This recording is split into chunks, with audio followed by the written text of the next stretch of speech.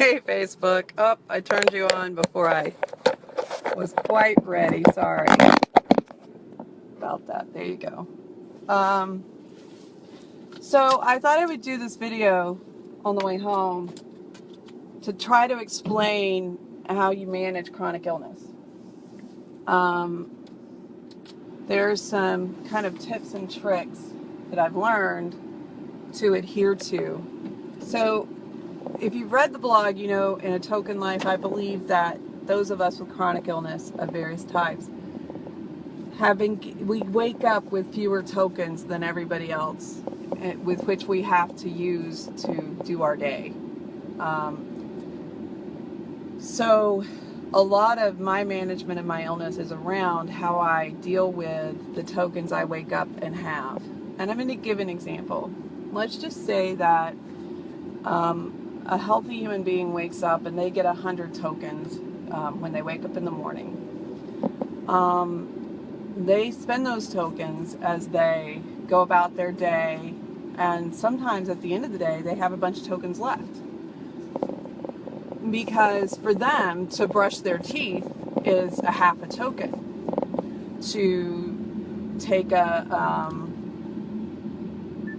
shower is only one token.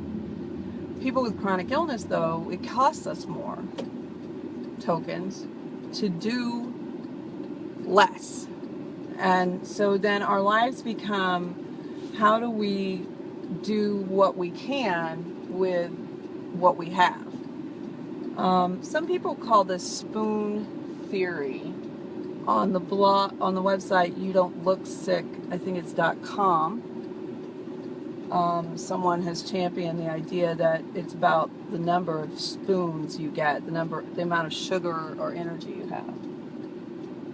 Ever how you want to propose that you define it, Token Life ends up becoming a daily negotiation of what I call energy tokens. So this morning is a really good example. I get up this morning, I have to go to a lab and drop off my urine for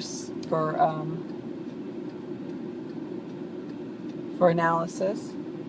I have counseling that I go to about every 2 weeks, give or take, sometimes every week, depending on how I'm feeling. And so I had counseling scheduled. I had a doctor's appointment scheduled that I had already canceled. It was not needed, and so I canceled it. And then I have the things I want to get done today. I need to make sure, for example, that my son mows the lawn and does his chores that he did not do over the weekend. I need to make sure that my son's laundry gets into the laundry, gets cycled and folded and put away.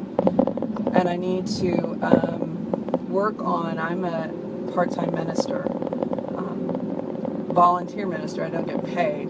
And right now our church is revamping what's called the Book of Knowledge. It's basically the policies and procedures of the church. And I'm rewriting it because of a lot of structural changes. So that's a hot item on my to-do list of things to do. And then I have some other little things that are always in the back of my mind. And one of them is I was going to stop today and mail off to Gavin Bone and Janet Farrar a package from our community. Janet and Gavin are both ministers who visited with our church this past year, and I've been collecting things from various people in the community to send to them. And the deal was, my hope was today I would send that off. So I've just come out of counseling, and you know, now I'm faced with this thought: do I go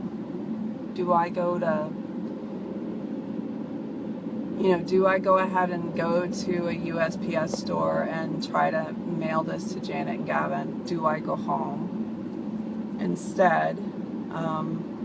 My day originally was going to be about picking up someone else and taking them to an appointment they had, and because of some things, they've found another way to do that, so I don't have to do that now. I have a guest coming tomorrow, and so I'm already thinking about, is the guest bathroom clean, and is there, bedding, and the room that they're going to stay in? Is it clean? And all of this is kind of going through my head. So what I've decided today is, after counseling, I was like, okay, I'm not going to go and mail this off to Ireland today. I'm going to have to go and do that another day. And instead I'm going to go home. By the time I get home, it'll be past my lunchtime. And so I will have lunch, and then I will probably rest for 30 minutes of doing nothing. And when I feel like I've gotten some of the wind back, I'll go and I'll work on the things on my computer that I need to until I get tired, and then I'll rest again. And this works well for me. This activity, rest, activity, rest, activity, rest helps me get a lot done. But in order to do that, you kind of have to have the freedom to do that. There's nothing that I'm doing that is time sensitive. There's nobody that's going to be mad at me if I take a break for 30 minutes or even 45 minutes. And using the language of tokens, I can tell my family where I'm at. Like, Sam, my son, I'm going to need you to make dinner tonight because I'm out of tokens. I'm exhausted. My fatigue the past week has been what I would call extraordinary. But I have managed to continue to get something done every day. And this goes back to the other thing I wanted to say in this video, which is take all the wins you can get.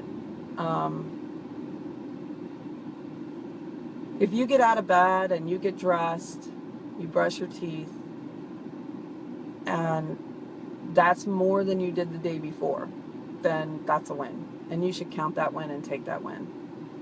And then kind of go from there. And try to add a win every day. You know, tomorrow is my water aerobics day. I love water aerobics for chronically ill because it's low impact, but it works the core, and the core is often needed in POTS and dysautonomia patients because it helps the circulation and cuts down the incidences of passing out. So that's my tip and trick for the day. You have to kind of monitor your own token allowance, and then you have to have a flexible life so that you can take a break if you need to, and not feel bad about doing so.